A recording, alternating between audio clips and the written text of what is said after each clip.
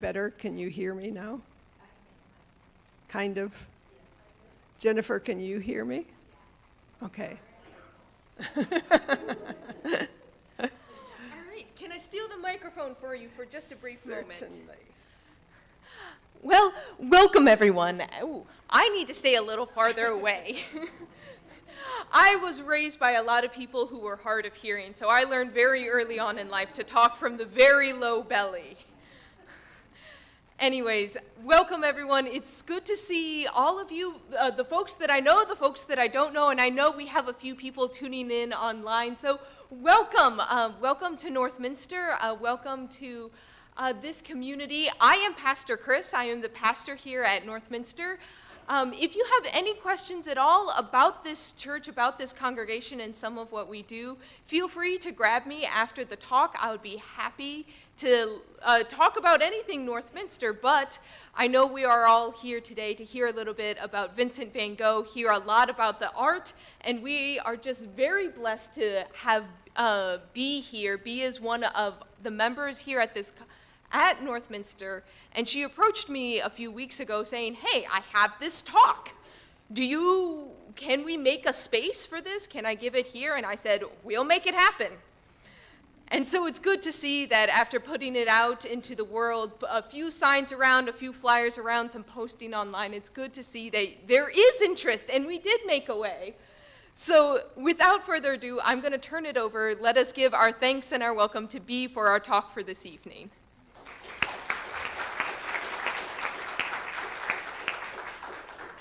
Okay, thank you. And if you can't hear me, please speak up. You know, it's sort of strange. I have been a docent, by the way, at the DIA for 15 years. I just got my 15-year pin in the fall. But I was also in the classroom for 32 years. And you would think I would have this loud voice, but I don't know, maybe age is doing that. I just don't project as well or something. Okay. Okay, so today we're here to do kind of a preview of this, of the Van Gogh, well, Van Gogh in America show. You know, there's no way we could cover all of it. There are 74 pictures plus drawings and so forth of Van Goghs that are in this show.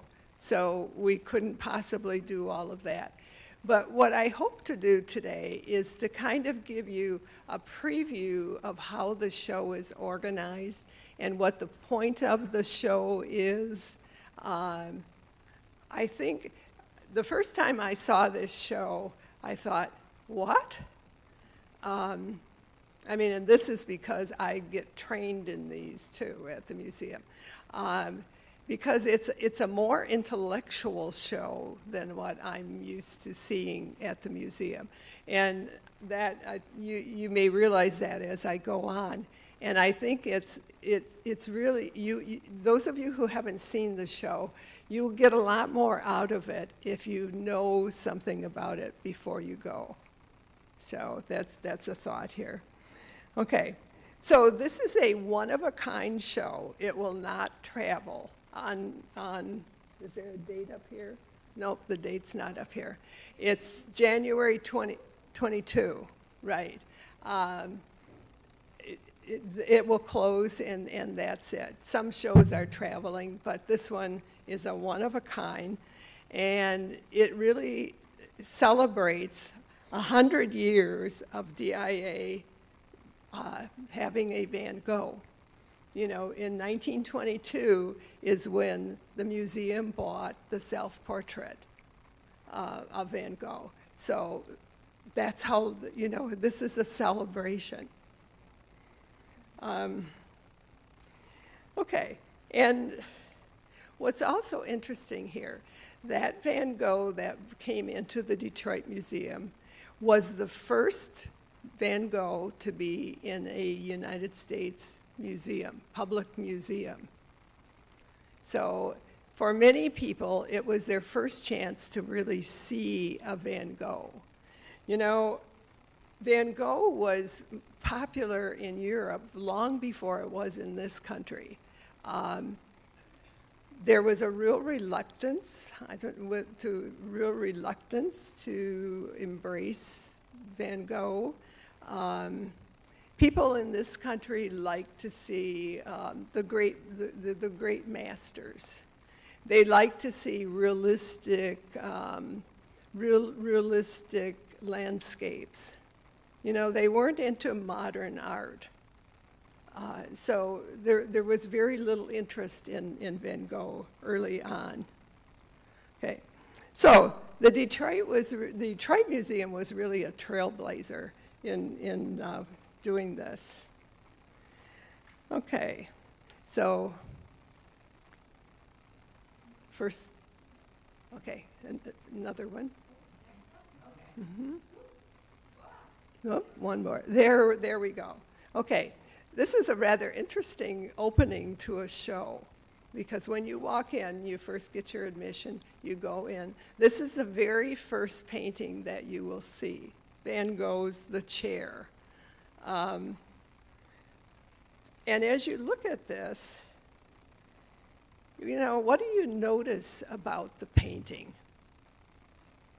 And I like to, by the way, do some interaction when I do a talk like this. So, pardon? Yeah, I know you were a little far away. Can everybody notice what's on that chair?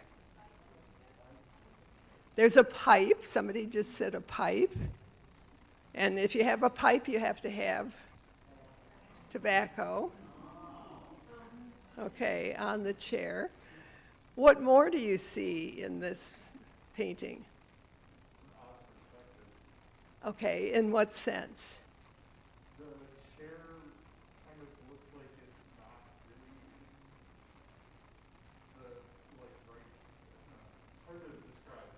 The floor versus where the chair is feel like they're, I don't know, at different angles. Okay. So you're kind of questioning the perspective here. Okay, okay. What more can you see? How about color, since colors are so important with Van Gogh? Okay, so there's the yellow on the chair, a little bit of blue and green too, but we think of his sunflowers, we think of yellow. Okay, an important color. You see, yeah, Gary?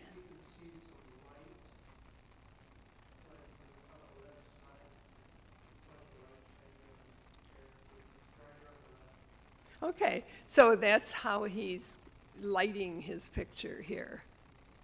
Okay, okay.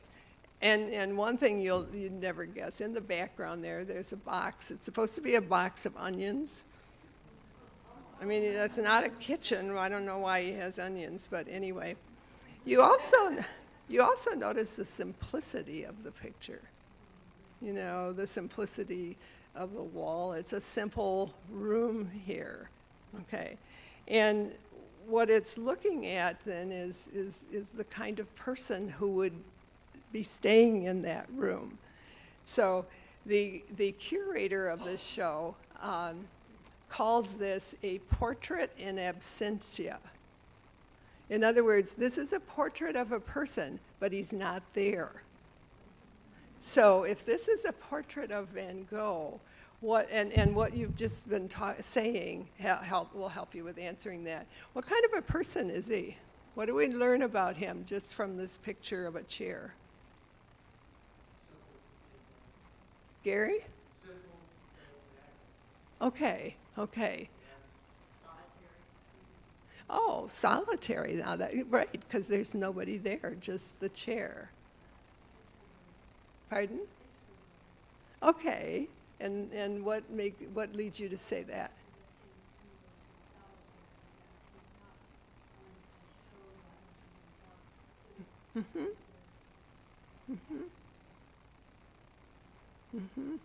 Anything more?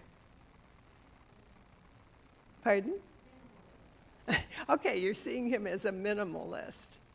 Yeah, as a painter and maybe as a person. Maybe he likes simple things. Yeah. So, in other words, it's a nice way to say a portrait in absentia here. Okay. You know, this chair, this painting did not sell for a long, long time. It went back and forth between Europe and the United States. When it was in an exhibition, nobody bought it. Finally, the Tate Gallery in London bought it, and that became, oh, what's the name of the National Gallery. And so if you want to see it, you'll have to go to London and to the National Gallery. Except that you can see the painting in Detroit today. Okay. Yes?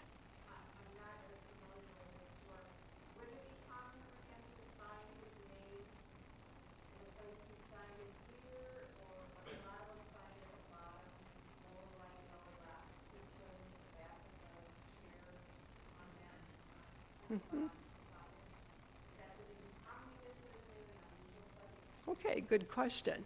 You know, I don't think of that as I look at that. I don't think he does the bottom. He does what most artists did. They're different places.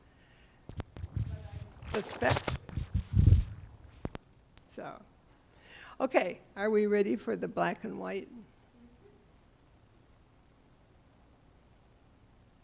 Okay, so as you walk out of this little gallery into the next gallery, you see something that's really rather strange in an art show. I mean, this is newsprint, right, up on the wall. And so why is there newsprint in a show about Van Gogh? Well, what's happening here is that this is the Armory show, which was in 1913. You may have heard about that before because it was very famous. It was very large. There were like 1,300 pieces in the Armory show. Of many different artists. So it was a huge show, and it's the first time that Americans could stand in front of a Van Gogh painting. So previous to that, the only way that they could see a Van Gogh was to go to Europe, it's a little expensive, or from newspapers. And if you look at that, think about if that's all that you had been able to see of Van Gogh. You notice, there's 4 paintings there, but you can't get much sense of the painting just from a newsprint, right? So this was really important here. The critics, of course, were critical of his work, and again, okay. So anyway, let's go on to the next one. There should be one in between that shows a self-portrait. Oh, that one. That's where we were. Yes. Yes. Okay, is that where you were? Okay, so you can see what they've done here is to point you toward that's the painting and that's the newsprint copy. So you can see what a difference that is. You know, in the black and white, you don't see the nuances of the color or the shaping of the face and so forth. So this is a huge improvement for all those Americans who had, imagine America, nobody here, unless you had traveled to Europe, had ever seen a Van Gogh.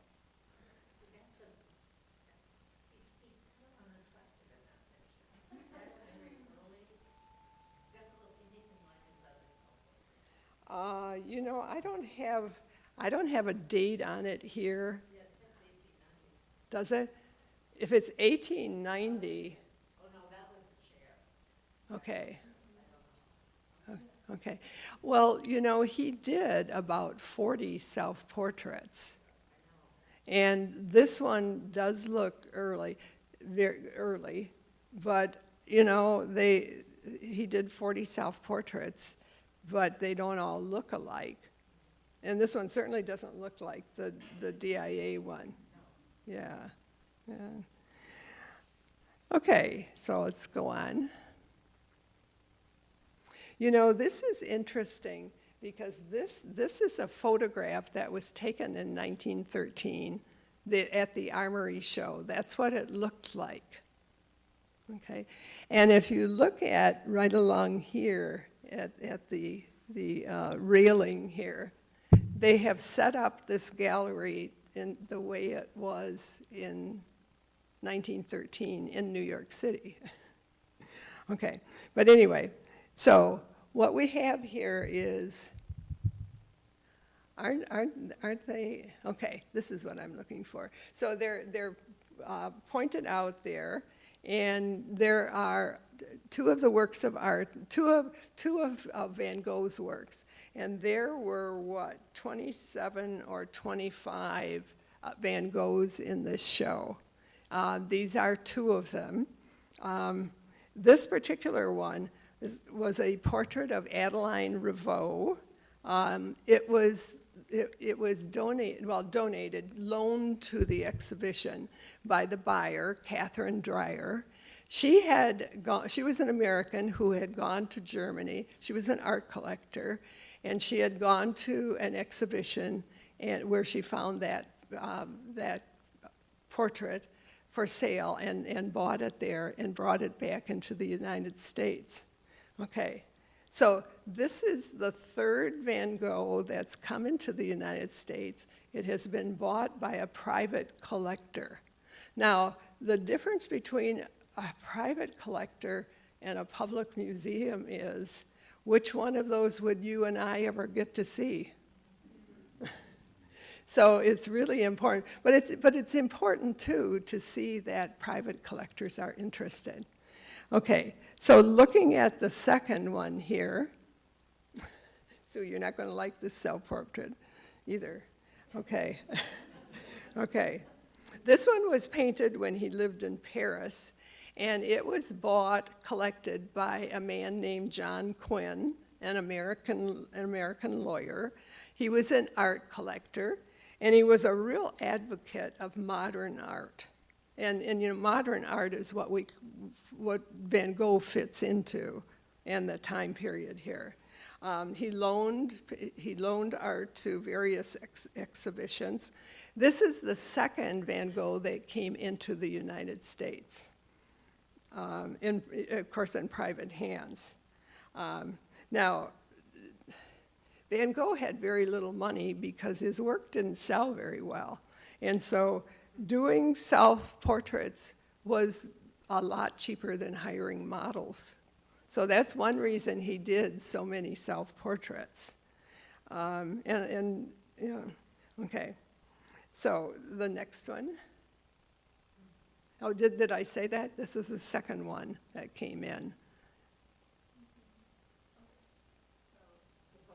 You should see the postman. Okay. And that's not the postman you're used to, is it? For many of you. Okay. So he did this in Arles. The postman was a neighbor of his that they became good friends. And he did several paintings of the postman. The excitement here is, this is the first Van Gogh, the very first one that came into the United States, again in private hands.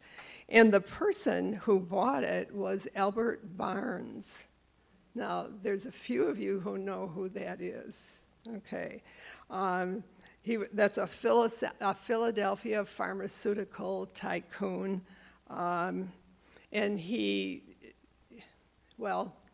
there's a longer story, I won't get into that. But anyway, he built the Barnes Museum there. You can go and visit it for a price, but a pretty low price. You notice does it say on here? Yes, it's not in the exhibition. You're going to see that on more of them. The Barnes Museum does not loan its works out. So, but anyway, this is the first one to come into the U.S. Yes? See where he put his signature in this one, right up at the top. Thank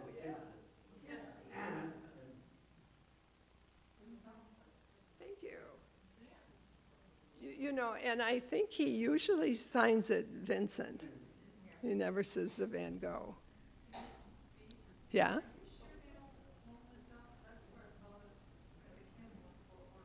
Oh, did you? Okay. My notes, and I remember the curator in our training said, this does not loan out. Okay, okay. Okay, go on.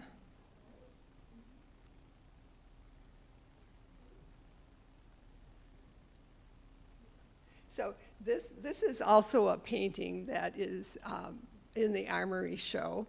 The title says here, "The Mountains at San Reme." And by the way, I have no pronunciation of French. I have no background in it.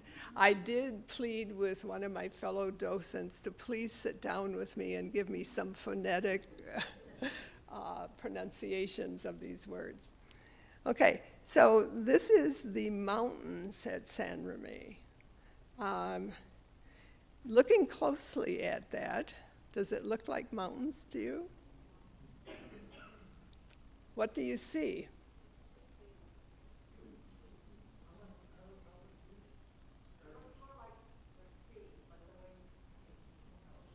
Okay, okay.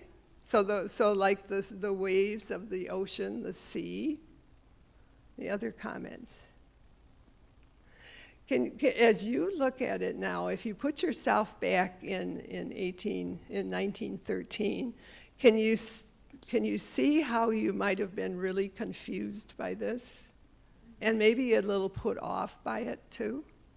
Because this is not mountains, is it? Not mountains as you know it. Particularly if you're this American who likes realistic landscapes. But anyway, this is an example of the work that Van Gogh is doing. And this is, of course, European modern art. And so this is an introduction to that European modern art, post-impressionism, and artists like Cézanne, Mary Cassatt, Gauguin, you know, they're the contemporaries here. Okay. So there were 21 Van Goghs in the Armory show. 11 of them are in the show down at the DIA, so you'll actually see them. Okay, just a minute, I'm going the wrong way. Okay. Just a minute, I screwed up my organization here. Okay. Let's go on to the next one. Okay, a people picture. These are the family of Vincent van Gogh, who were, of course, very important to him as an artist. This is Theo van Gogh, his brother, and then Jo van Gogh, that's his sister-in-law, Theo's wife, and Vincent van Gogh, his nephew. So Theo owned a art gallery in Paris, and he did a couple of things for Vincent. One of them, he tried to promote his art. He tried to sell this art in his gallery. The second thing was he gave him money, gave him paint, gave him canvas, and so forth. And then Van Gogh dies in 1890, and all of his artworks go to Theo. Now, if you think about that, very little of what he has done has sold. So that's a pretty large body of work that Theo inherits. But then Theo dies within, less than a year. And so now Jo, his wife, his widow, inherits all of this. So a large body of work, and that also included a collection of about 800 letters that Theo and Vincent had written each other. I think most of them are Vincent to Theo. But these letters had been saved. And you'll see as the show goes on the importance of those 800 letters. Okay. And she really believed in her brother-in-law. Even though his works weren't selling, she really believed that he was a good artist, that he was worth promoting, etc. And so she worked hard at promoting his work. And she publishes those letters. So she promotes his work. From 1913 to 1920, she goes to the United States. This is World War I. She takes the baby, who is now, of course, considerably older. And while she's there, she worked at promoting Vincent. And she had 85 works of his with her, and use those, put them in different shows. Some of the Van Goghs in that Armory show were the ones that Jo had. Okay. Now, this show is going to show the trajectory. Like I said, there was a time when there were no Van Goghs in this country. So we're seeing a trajectory where more and more, it's very slow, but there's an acceptance growing of Van Gogh. So this is a 1920, the Montrose Gallery exhibition, which I have to be honest, I'd never heard of. But it's important because it showed some of Van Gogh's works. It's the first American gallery to show Van Gogh's works. And some of them sold. One person bought, and he bought 3 paintings. He bought an Adeline Revaux. You saw one of those. It was the 3rd one coming in. But this is a different one because he painted at least 3 portraits of her. So that, and a drawing, and the sewer. Yeah. Okay, now those of you who belong to the church, does this look familiar? Yes. Okay. It's terrible. Right, and not only that, Gary? I was pointing out where we used to hang out. Yes. We had a member who was an artist, a long time ago. She was a very good artist, and she did a fabric hanging of the sewer. Which was lovely, and it used to be put up like once a year for a while, hanging in one side here. But that's really my first acquaintance of that. So, and Van Gogh painted over 30 versions of the sewer. Why? Because he was a very spiritual man, a very religious man. He had studied for the ministry and then decided he was going to be a poet. And he knew the Bible well. Okay. So this comes from a parable of Jesus in the New Testament. And the story here is that you need to persist. You need to persist in sowing seeds until they take root. And the sower is a symbol of life, of regeneration, and it's a metaphor for the spread of Christianity. Okay, so this is the one that the Theodore Pitcairn, the Philadelphia minister, bought. And now you see, here's a second version of the sower. the second, in other words, there are over 30 of them, so this is a second that we're seeing.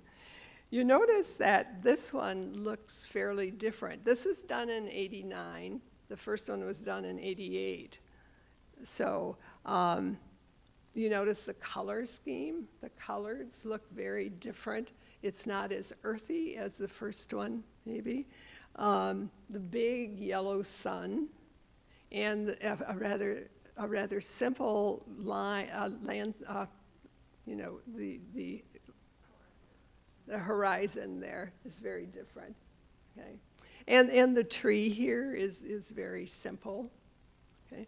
But I saw that thing and it showed that was devoted to this night painting, this night or something for the twilight.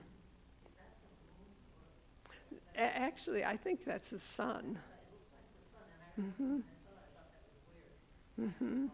Twilight, there's something about the sound.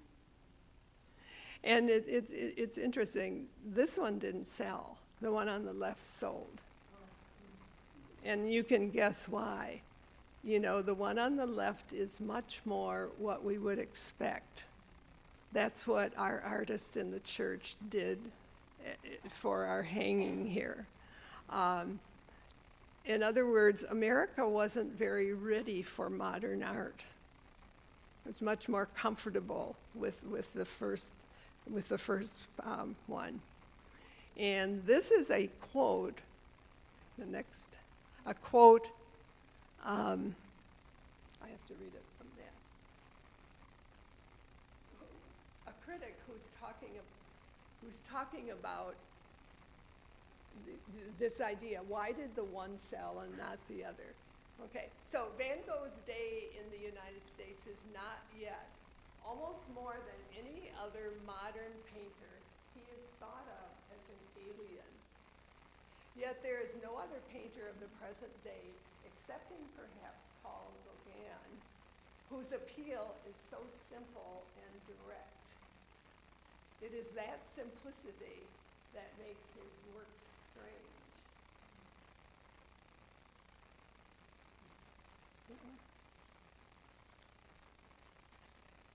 So as we go on, the next one is the real biggie here, because this is the one that the DIA bought. It was, and as I said earlier, it was the first public museum purchase in the country. In other words, the first public Van Gogh painting that everybody, all you and I, could have walked in like we can today. We can go down there and stand in front of it. Okay. Now, it was bought by Ralph Booth, who was, in a sense, working for the museum, but he was president of the Arts Commission. He went to New York City, and he went to an auction there, and that's where he found, or at least that's where he purchased this work of art. He also bought Matisse's The Window, which is still at the DIA. Okay. There was very little press. I mean, you can look in the newspapers of the time. There's hardly any mention of, or if any, mention of this big purchase that the museum had made. But there's something at the museum called the DIA Bulletin. Now, I get that. If you're a member, do you get that?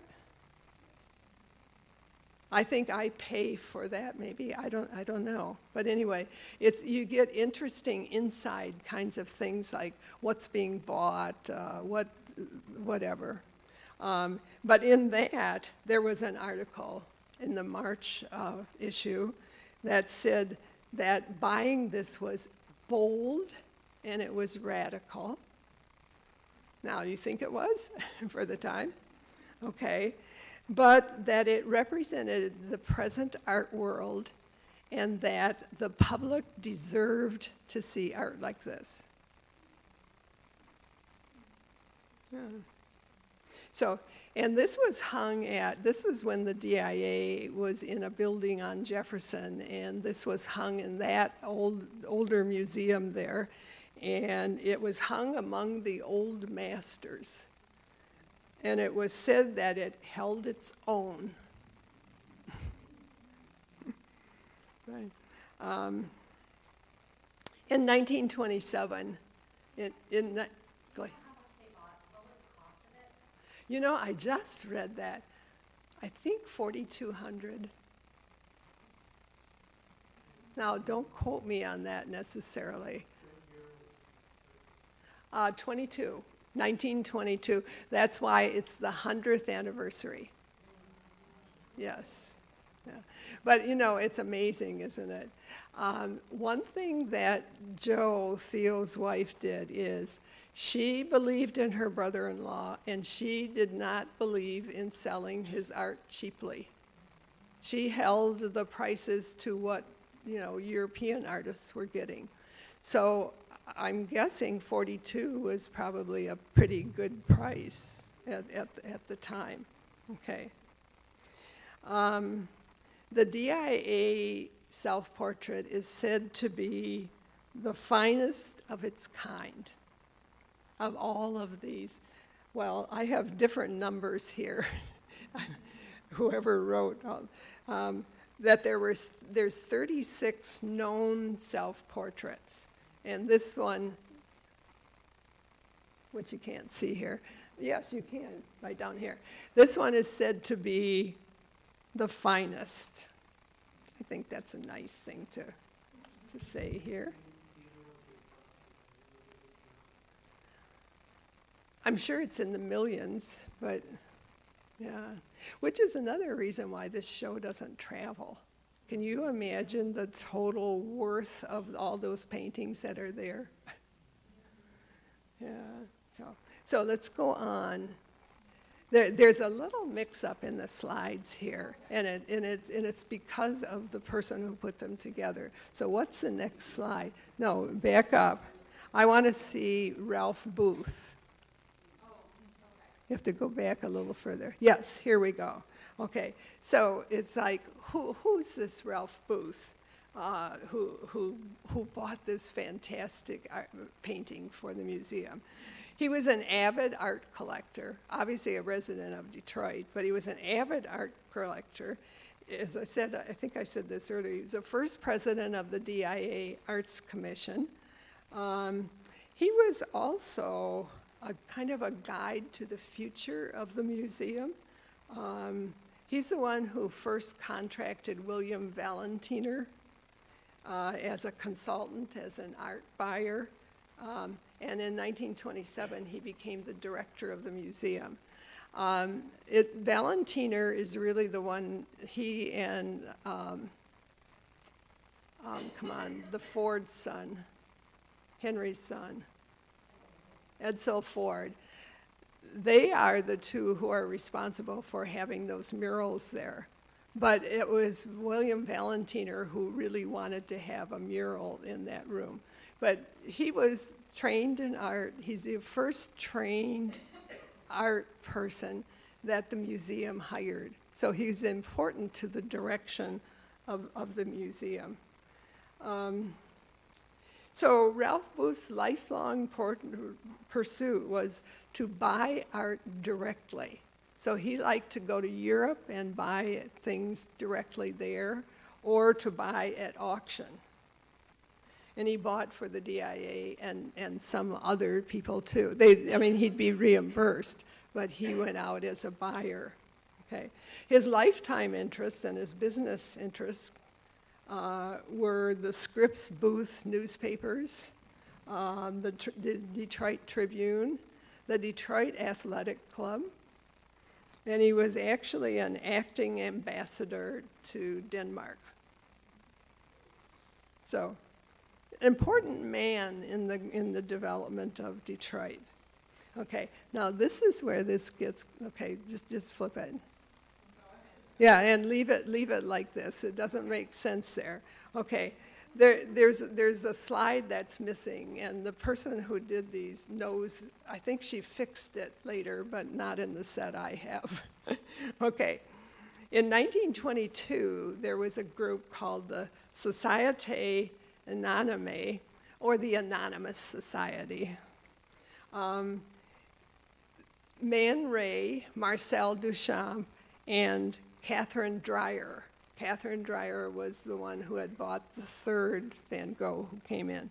Okay, so they formed a group together, and they wanted to do something where their mission really was to expose Americans to modern art. So they established the Museum of Avant-Garde Art and a traveling exhibition. And in 1922, this came to Detroit, to the Detroit Museum. Okay, okay, let's stay back with this. These are some of the paintings that were in that traveling exhibition in 1922. Okay, obviously, when it was in Detroit, the self-portrait was put into the show. And I'm not sure how the window got put into the show, but because it obviously stayed at the DIA. But let's take a close look at those pictures. Now again, remember, this is 1922. You're not far from the days where what you wanted were those landscapes and so forth. Okay, but again, look at, we've got Gogh there. You recognize that kind of, I suspect. He's obviously into. Could you bring the microphone with you? This is obviously his days in Tahiti. Okay, the second one is Cezanne, and again, it seems like he did a lot of pictures like this. So, the third one is Raoul Dufay.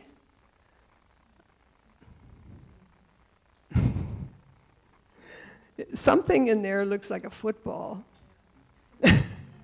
You agree? Okay. Other than, oh, thank you. Thank you. It's modern art. Okay, now let's look at the next one.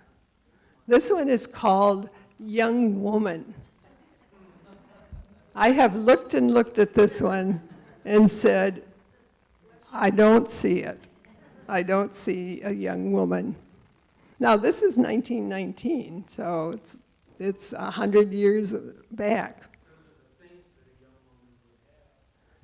Oh, yeah, right, Gary.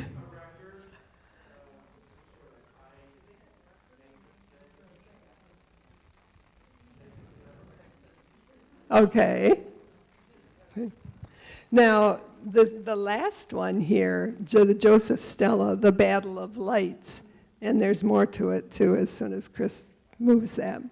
The DIA has at least 3 Joseph Stella, but they're very different. They're quite geometric. This one, for those of you who have been to the show, it's big. It's like this. And it is gorgeous. The color and so forth is really beautiful. Can you push it up a little? I can. Okay. I don't remember what it says. Okay, Coney Island. Okay.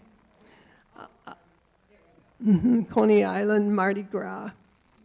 But the colors are gorgeous. But other than that, what can you say about it?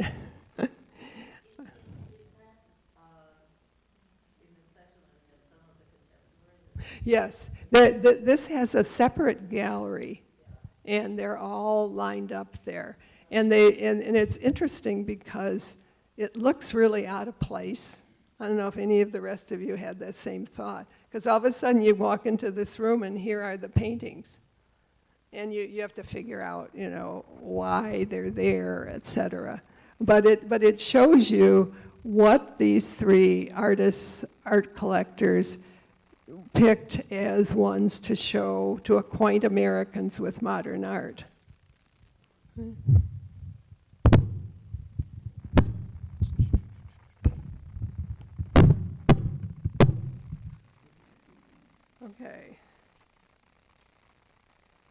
So let's go on to the next one. Okay, so here we have the Museum of Modern Art, 1929, and this is part of their inaugural exhibition, which is interesting because you know the Met has been there for a very long time. The MoMA, or the Museum of Modern Art, is much more recent. Okay, and in their inaugural, they had, you notice, 2 Van Goghs that are in this country. So when I said the trajectory, now we've gone from 0 to 1 to 2, okay? The first one, a lot of you may recognize that because that's quite often, I mean, I know I have a puzzle of this. And also, some years ago, this was at the DIA. It's when different museums were doing like loaning one piece, and it became like the piece of honor, because I saw that in other museums too. But we had this painting for a couple of months. So, but anyway, this is, again, Van Gogh, and of course, the self-portrait. Okay, so attitudes are changing in the country, and it's led by private collectors, really. The one at the University of Chicago, the bedroom, it was a donor who gave that to the museum, who had bought it somewhere along the line. Okay, let's move on. Okay, now, interesting here. The Midwest leads the way, takes the lead. And these are all the 1930s. Now, when you think of today, where's the center of art in this country? New York, and it has been all my life. And look at where these paintings are. Obviously, one of them is Chicago, but then Clay, where's Clay sitting? You're the one that I know. I even know the Nelson Adkins Gallery. It is, and they have this gorgeous painting of the olive trees. Okay, so that's in Kansas City, St. Louis. I know I was doing a tour, not of the show, because there aren't tours of the show, but I was doing the public tour, and I had this young woman. And she came up to me later, and she said it as we're walking through. She said, you know, I'm from St. Louis. And she said, when I was in the show, I saw our painting. And I love that, such pride in that St. Louis was represented. And then these two are our neighbors. Yeah. Okay, but that's later. These are the first 5 that, well, they're the Midwest, they're the first 5. Okay. Yes, let's look at this one. Okay, so here we have this painting of the bedroom. You know, this is when he went to Arles to live. And he went to Arles in the south of France because he said he wanted to see blue sky and blue seas. What he meant by that. And he lived in this house, which he called, it has another name too, its formal name, but he called it the Yellow House. And, you know, in some ways that room looks like the chair, doesn't it? It's very simple. The chair, of course, here is much like that. But what's also really important here is this letter. Remember I said there were over 800 letters between the 2 brothers? that had been saved. You know, Vincent was he was writing letters about most of the pieces he did, and in detail. Now, he's telling Theo, he sends a sketch. You know, this is what it's going to look like. And of course, Theo can respond and they can change it too. But so he has the drawing. Now this is all written in French, so there's nothing I can say about it. But what he would share with his brother is the colors, the objects that he's putting in them, you know, that they can kind of converse about these. Okay.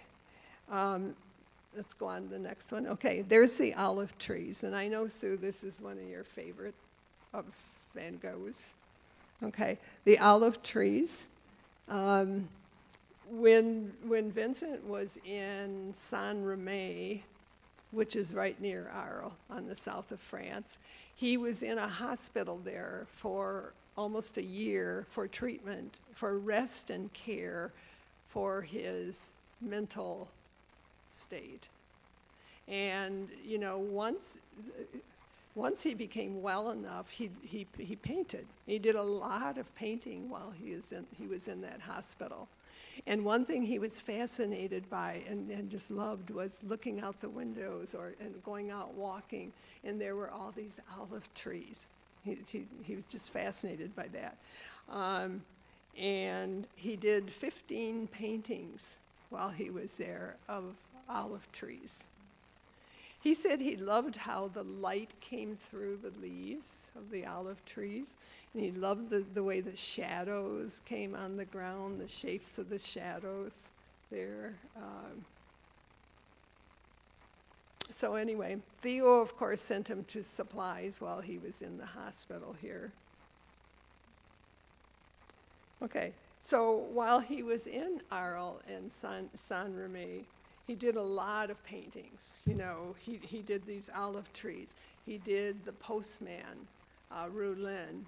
He did iris paintings, obviously the bedroom. But he did a lot of paintings during the time that he was there.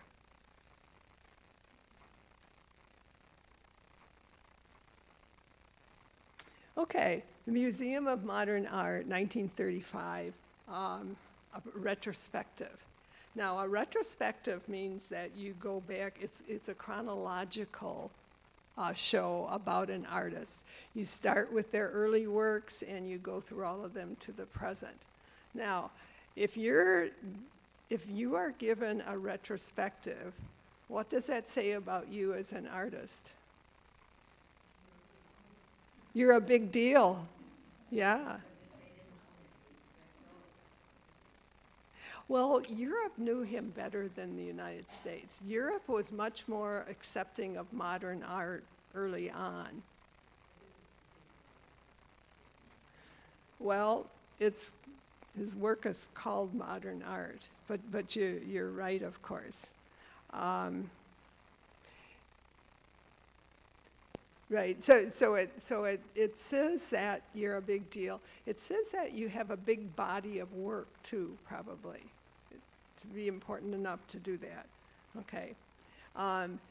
So the next part of the show, or actually almost to the end of the show, takes pieces from this particular show and does kind of that chronological study.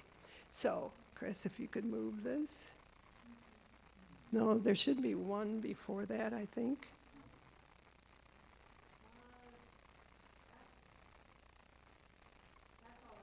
Okay. Oh, just a minute. So in this Museum of Modern Art retrospective, there were 127 works which were from collectors, and those particular collectors were Vincent William, I forget, Van Gogh, who is that baby you saw in the picture. He's the family caretaker of the Van Gogh art now. They came from him and from another woman, Helene Kroller-Muller, who was, she was a modern art collector at the time, Netherlands-based. Okay, and then right on the heels of, right after this, Irving Stone publishes his book, Lust for Life. And it's a story of the life of Vincent van Gogh. How many of you have read Lust for Life? Only the English majors. Although it's not a literary book. Okay, I read it probably 35 years ago. There was a time when it was really popular and people were reading it. You know, you felt like you're really getting to know Van Gogh in reading that book. Okay, and it was a bestseller at the time. You know, it really created an interest in Van Gogh's life. And this MoMA show was a national sensation with high attendance. You see what a difference we're getting in the acceptance of Van Gogh? And it also had a traveling show. And there were 50 museums that wanted to have a traveling show stop, and they could only do 5, and the DIA was one of those.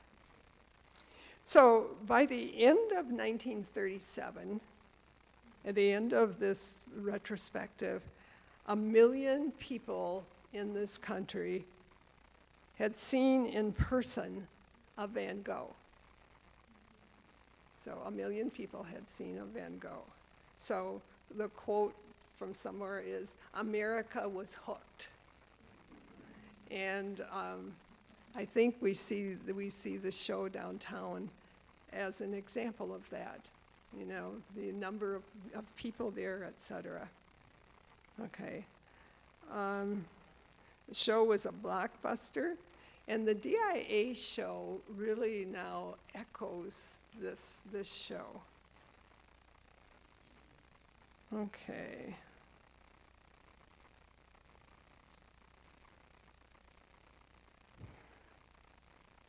Go back one, Chris. What was that one?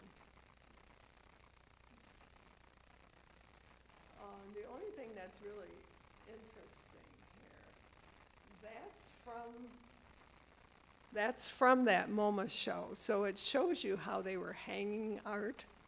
Remember in that armory show, they were hung right next to each other. But again, they had 1,300 works of art to hang in that armory, even though it was a huge building. So they're hanging them differently here. And these 2 paintings were there. We'll talk more about this one. This one is an absolutely gorgeous painting. The color, that yellow in that painting, it's a wonderful yellow. It just stands out. But this woman, Madame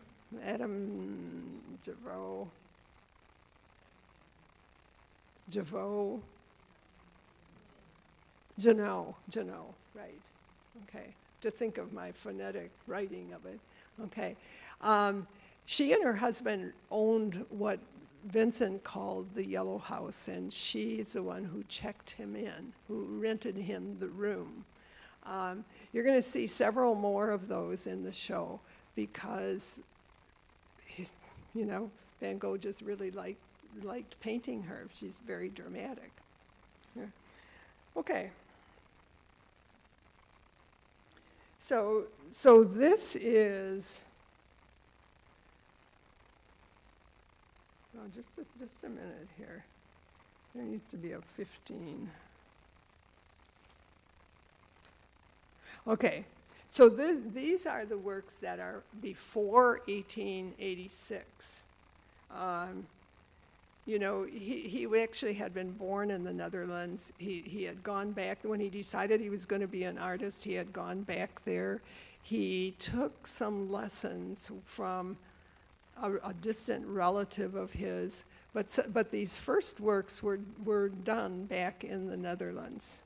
Okay, so we have, you know, you'll see that the colors and the palette are very different.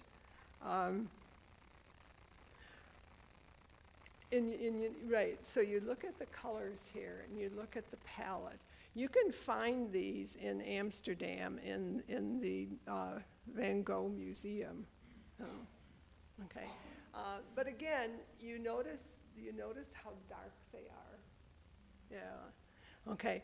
So here is the potato eaters, probably the one most people are familiar with, and where it was hung in this show. And there's actually two versions here. He did several versions of this. These are slightly different. The first one is an oil painting, but notice how dark it is. I mean, he does have that hanging light.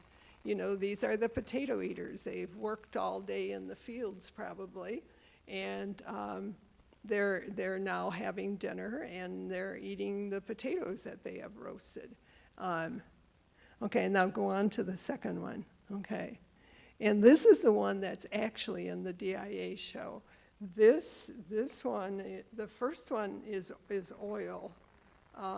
This one is a lithograph. Notice the color is the color is a good deal lighter. And he has also done some switching around. It's not just a replica. Okay, let's go on. Okay, so in that first picture with the whole group of them, this was there. This is a ditch along, and this is Dutch, a Dutch word, I'm sure. Schenweg. It's a pencil, pen, and brush. He did over 1,100 drawings in his life. We don't often think of that, but 1,100 drawings in his lifetime. This is probably a townscape of The Hague. Okay, and let's go on to the next one. Well, the other one, this is an uncle who was an art dealer who had commissioned a set of those, and that's just one of them that we have there. So he did sell early on.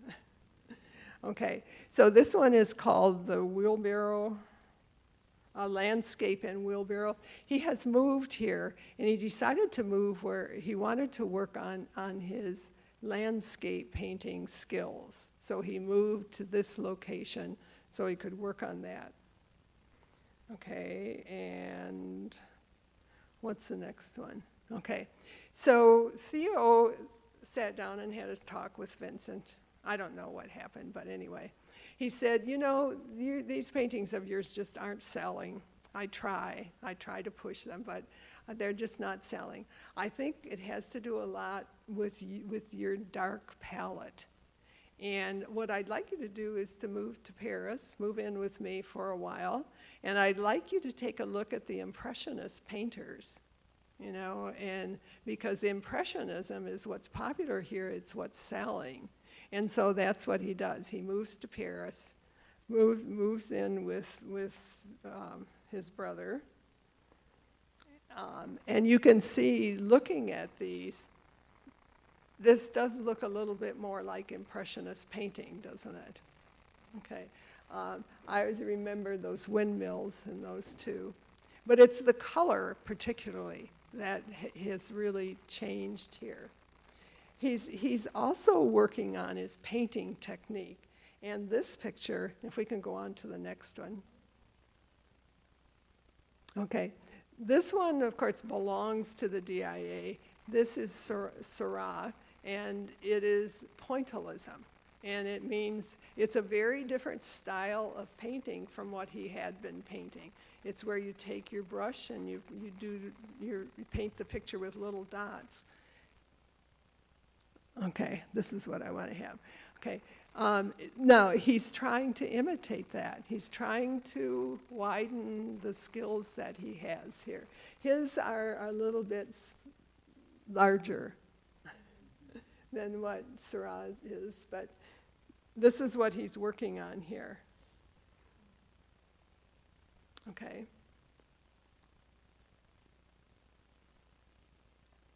Okay, so this is 2 years here.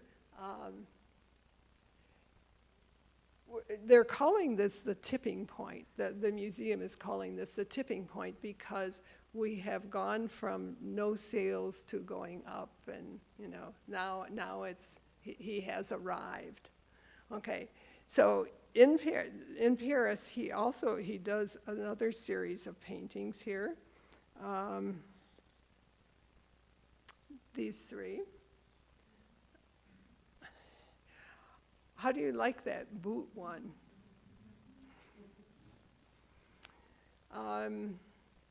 What do you see in that painting? Well, just a minute, go one more. Yes, right, because we have one. Okay. What do you see here? What?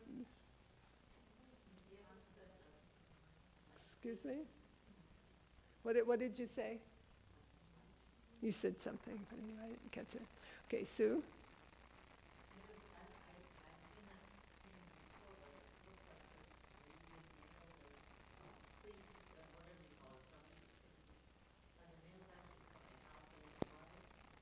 Okay, so you're looking at the nails on the bottom.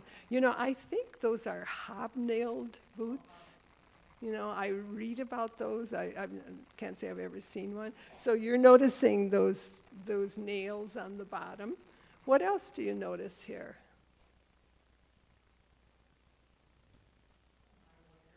Pardon?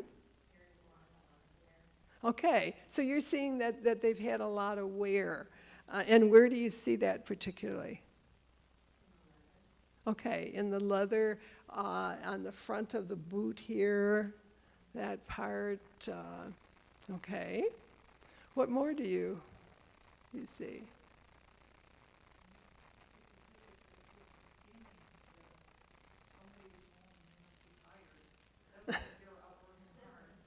Okay.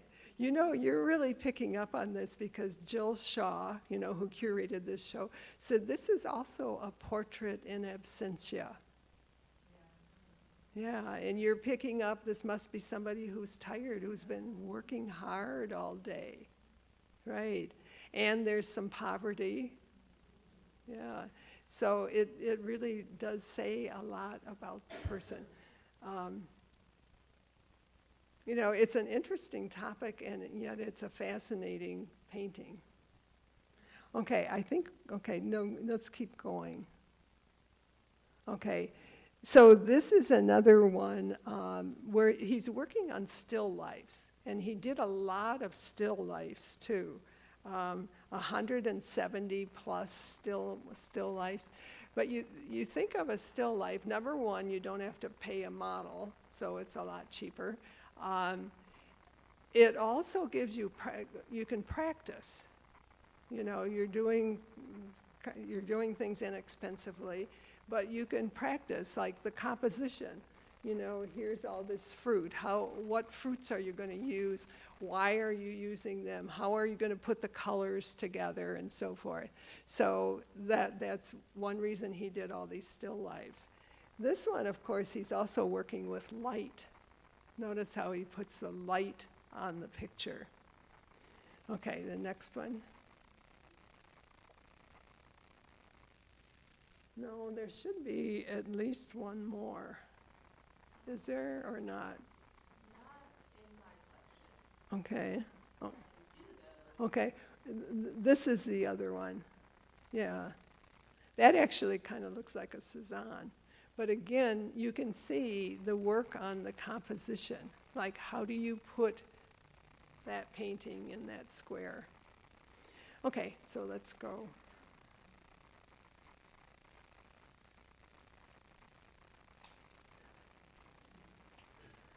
Okay, so here we are. We have gone to Arles. And here we have the Rollin family. Again, see Madame, now why am I blocking on that name? Giraud, no. Janot, right, okay. Madame Janot again. She was a local woman, and what she's wearing is supposed to be the dress of a rural woman then. And that long word at the beginning, which I won't even try to pronounce, just means a woman from Arles. Okay, so here we have, again, Postmaster Rulin. That's the one that's at the DIA, so some of you will recognize that. You notice how it doesn't have the same background. You know, here you have the straight background, because again, he did a variety of things here. Okay, and then his wife, Augustine. And look at the background of this one. This one is like the first postmaster. And remember, this is a time when things were coming from Japan. You know, paintings, things with this kind of a background. And so that's how, so those were being used. He's experimenting with that. And she has a rope in her hand. It is attached to a cradle on the floor. She pulls on the rope, it rocks the cradle, and her baby is in that. Okay. So, and there's one more over here. This is the son of the family, Camille. And you notice here how he used blocks of color. You know, he's got that yellow, a little more greeny yellow in the back, but then the hat is all blue, the jacket is all, so again, another style. But he painted several paintings of all of the Rulin family. We got to know each other well. He painted 5 of the wife, and of which 3 of them are in the United States. I find that interesting. Okay, let's move on. Okay, and here's a map that kind of helps you to place yourself in this. You know, he started out in Paris there, he's down here. He's seeing his blue sky and the blue sea. And then he spends time in San Reme here.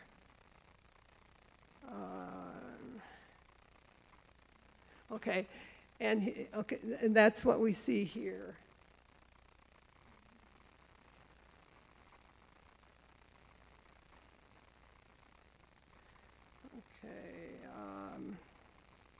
This is when he's in the psychiatric hospital. He's doing, he does, this is another olive trees painting. But I said he did 15 olive tree paintings. And this is another Madame Gogh. Get that right? I'm still not getting that right. My tongue just won't do that. And that has kind of an interesting story behind it, because when he was at the Yellow House, he wanted to have an artist collective. He wanted to have a lot of artists living together.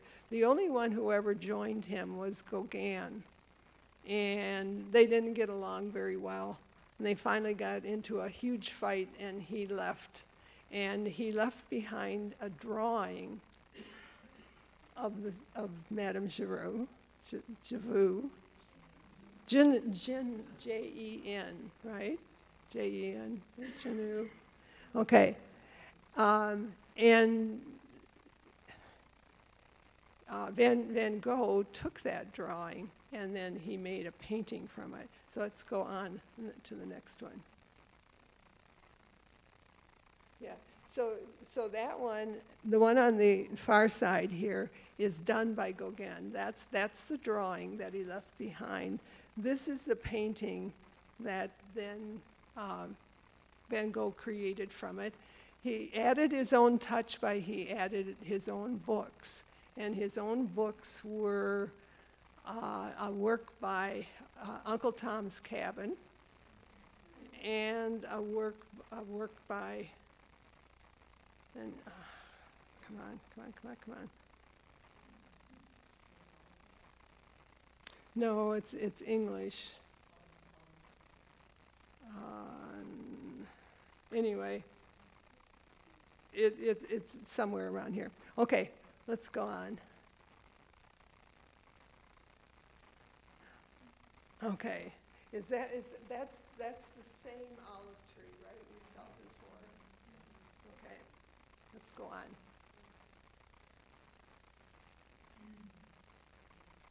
Okay, and then from the south of France now, he went up to Avar-sur-Oise,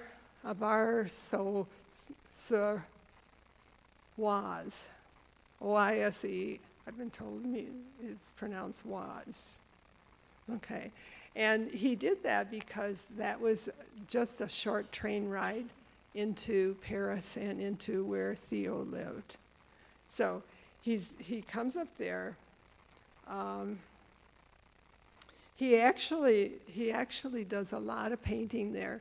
He's there for 70 days, and he does 75 paintings and 30 drawings. You know, you look at these paintings and you say, he's doing more than one a day.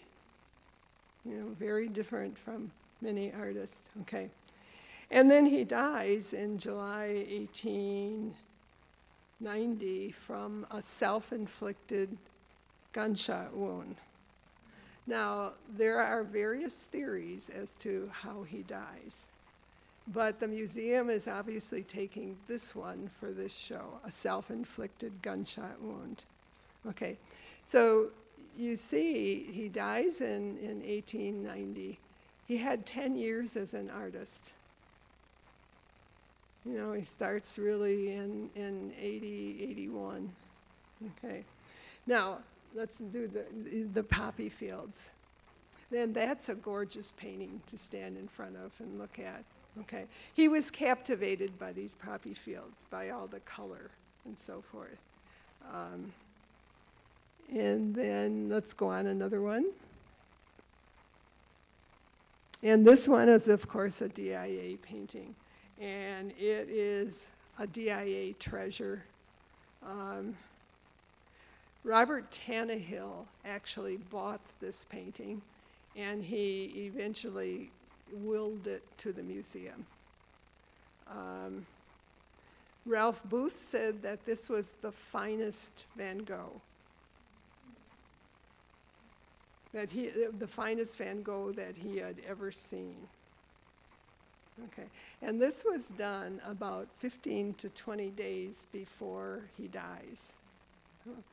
But I think what's interesting, and I love to tour this because it's so beautiful, but this is interesting too. Look at his painting styles here.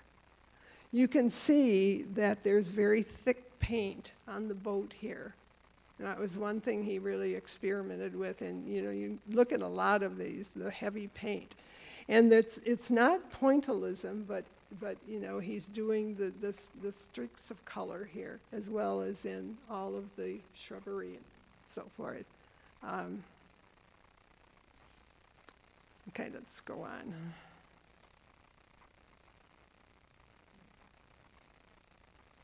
Okay, so we're coming to an end, and there's another chapter that goes on here, and this is Van Gogh in Hollywood, and a lasting legend of his. Vincent Minnelli, remember the book, Lust for Life? Vincent Minnelli, in 1956, decided to make a movie of Lust for Life. Kirk Douglas was the star. He became Vincent in that movie. But that movie, and the movie, by the way, was at the museum this fall. My husband and I saw a showing of it. We had seen it 30 years ago, maybe. But this movie is considered, you know, Vincent made it sensational. He made it like there's the myths that are in that, the misconceptions. He made Vincent seem like he was a tragic hero and a loner.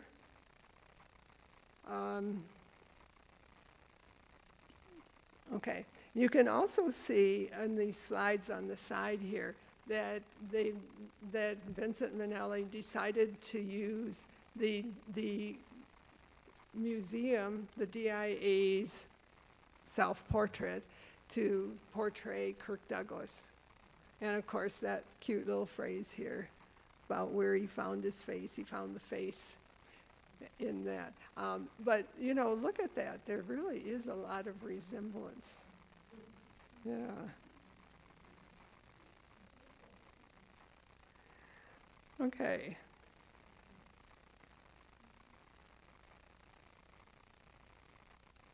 Now that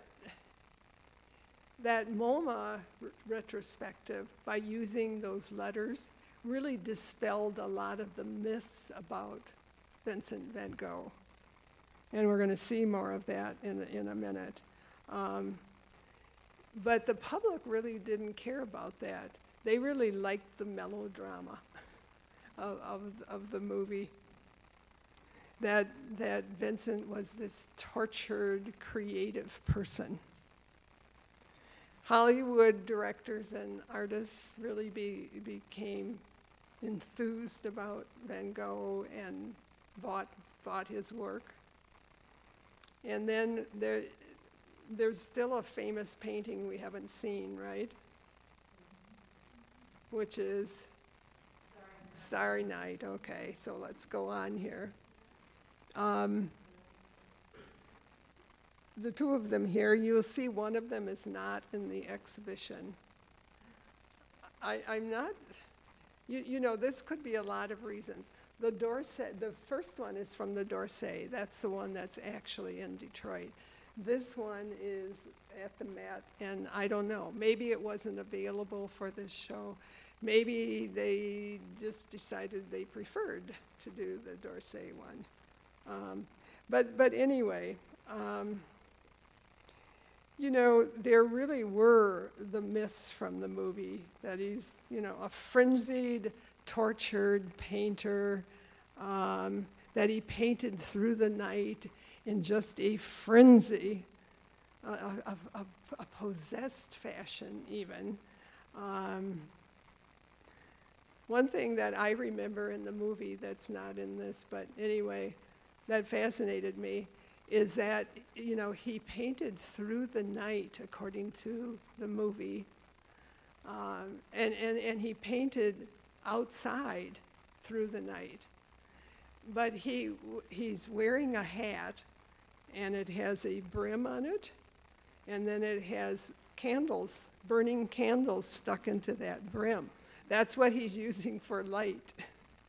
And, you know, it really is kind of crazy looking. Okay.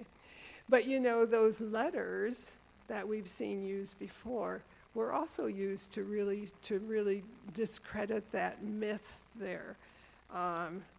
You know, the letters that he sent to Theo, he sent the plans for this, sketches for it, the color palette he wanted to use, the use of a gas lamp. There's a gas lamp standing there that gives some light, and the interplay of the stars at the top and the town lights there. So it's obvious that this is a very thought out, planned painting. It's not frenzied, crazy, whatever you want to say.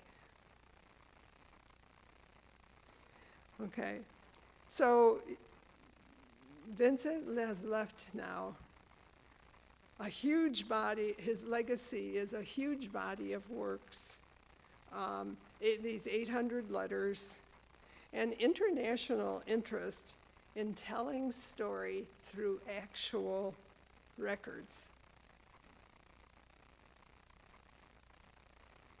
Okay, so that's the twists and turns of Vincent van Gogh coming into America. From the private collectors starting in the 20s to the DIA purchase, and then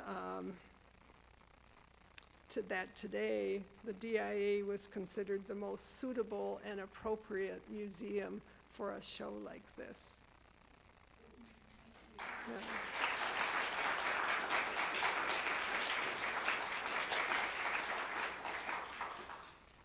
Okay, any questions or comments?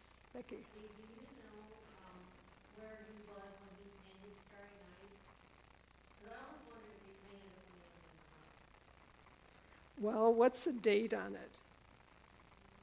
You know-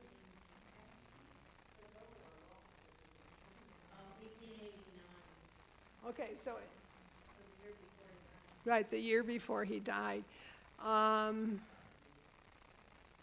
He's only in Aver, so he's only there for, what, 70 days? So he's only there for about 4 months. So he's got to be in San Reme, maybe still in the hospital. But I don't know that for sure. I'm just going logically with where he is and the dates. There was one painting that you showed that maybe is in the exhibit. It reminded me of the looks of the way he would have painted Starry Night. It just kind of reminded me. Oh. Do you mean one of the olive trees?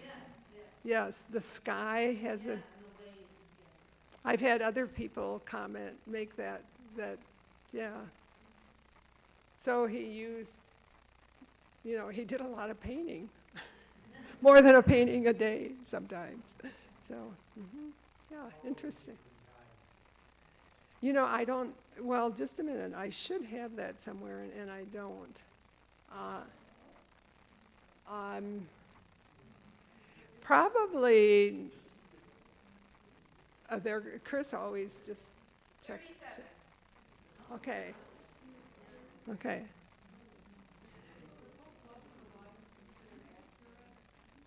Well, that's what I was saying. That has myths in it, misconceptions, but people loved it because it's so melodramatic. If you ever see the movie, again, I'd seen it before and I saw it in the fall. It is pretty dramatic. Yeah, very, very Hollywood, yes. But the people loved it. They wanted to see that version. Yes. So I know there was a more recent movie that came out called Loving Vincent. That Yes. was a painted movie. Was there any talk about how accurate or inaccurate that version of the story was? No, because it's not really part of this show.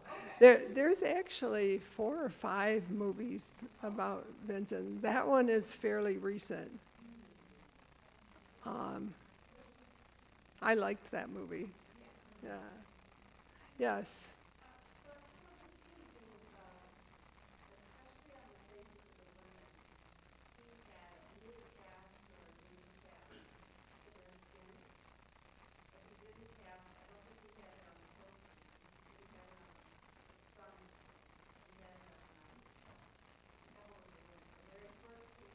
Mm-hmm.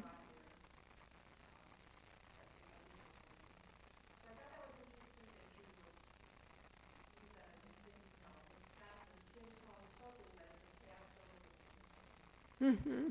Mm-hmm. And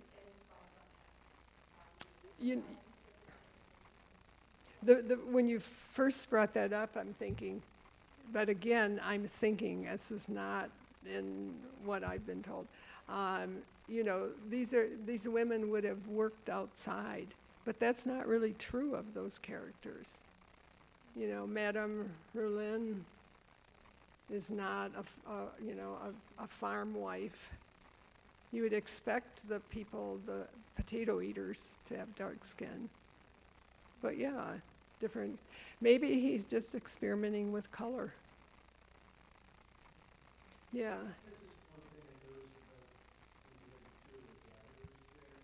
Mm-hmm.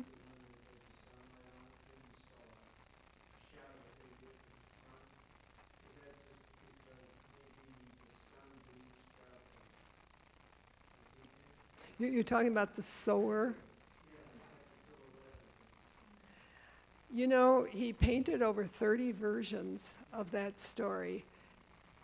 And when you look at them, you know, the one on my right here, or the further one off, that's a very traditional painting, really, a very traditionally agricultural scene. But it's the same process. Yeah, the sower is very much positioned in the same way, except that he has almost blacked out. I can see up here, close up, I can, Maybe it's just like if you're staring at the sun, you don't see details because the sun is kind of blinding. Gary, this is modern art, what can you say? But if you were staring at the sun, Mm-hmm. not towards the sun, somebody could look, it's still. And of course, this is not that one, this one is not made to be realistic, is it? You know, that sun is simply too large, you know, yeah, yes. I was just wondering, since he was, they said that he was with that mental illness, was he diagnosed with schizophrenia? I don't, Was his diagnosis like schizophrenia? I'm not sure that they really knew schizophrenia back in that time. I've read or heard about that that's what, schizophrenia, and that's why he was Yes, and there are various diagnoses which you'll read. What I think is accurate is that he was there for rest and care. But you know, there were no medications at that time. That's, if somebody who is having mental difficulties, whatever, that's about all you could do is rest and care. But you know, he managed to do art at the time, and he managed to do a lot of art. So, yeah, good point. Mhm.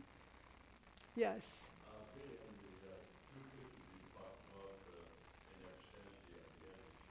Uh-huh. Observing what he did earlier with the chair, one of the things that was lacking from my perspective was the shadowing, from the different lines of the chair and so forth. I saw the shoes the first time, and I would consider that pretty much of a masterpiece. If you look at the shoe detail, the shadowing, the realism of the painting, detail, hobnails, things on the bottom. Look at the inside of the shoe. I mean, you can see the depth. It almost jumps out. It's almost like a screen. This one I've never seen, and it's a great painting. The shoes. Do you all like this painting? You know, because it's so different. But you, Gary, you make it so. Like, yeah, I agree with everything you said. There's what he says there. And it is definitely a portrait, as you pointed out, all the characteristics you picked up. Well, everything is focused right on the shoe. Mm-hmm. You start looking at the shoe, and you see, well, they've got one turn forward, so you see the detail there. Mm-hmm. But you start looking at the shadow, around the inside of that shoe. That is very, very nice technique. Mm-hmm. Yeah, Gary. It's interesting if you already say that, but I think that's the one that's least modern, and that is probably why Americans would like it.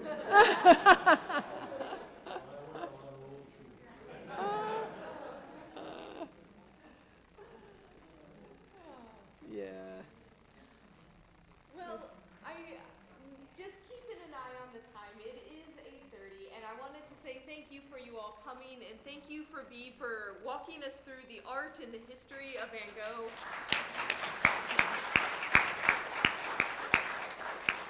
Thank you for coming, some of Yeah. you. Thank you. So we're not going to shoo you out just yet. So if you want to hang around and chat or ask Bea some more questions, feel free. But we do just want to say thank you so much. We hope to maybe have similar events like this if they come up. So if you want to stay plugged in with what Northminster here is doing, feel free to check us out at troynorthminster.com. We're on Facebook. We're on YouTube.